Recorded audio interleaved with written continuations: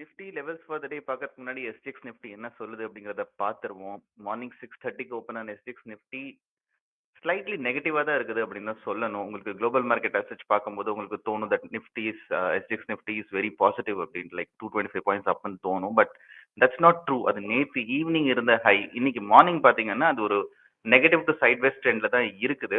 So don't get the misconception that SGX Nifty ரொம்ப பாசிட்டிவாக இருக்கிறதுனால நிஃப்டியும் பாசிட்டிவாக தான் போகும் அப்படின்ட்டு. ஒரு கேப் அப் ஓப்பனிங் பாசிபிலிட்டி இருக்குது because of overnight global market. உங்களுக்கு நாஸ்டாக்கும் பாசிட்டிவா இருந்துச்சு, ஏஷியன் மார்க்கெட்ஸ் எல்லாமே செம பாசிட்டிவா இருக்குது, European markets pretty much okay, அது ரொம்ப நெகட்டிவ்லாம் கிடையாது. So gap up opening is possible. But அதுக்கப்புறம் நிஃப்டி ரொம்ப பாசிட்டிவா போகுமா அப்படின்னா கிடையாது. லெவல்ஸ் நான் அப்டேட் பண்றேன். As and when we get a chance we'll see what happens with Nifty. ஆப்ஷன்ஸோ இல்ல ஃபியூச்சர்ஸோ எடுக்க முடியும் அப்படின்னாக்கா I'll come up with a video then. வேற ஏதாவது stocks வந்துச்சுனாலும் I'll update. Till then, thank you.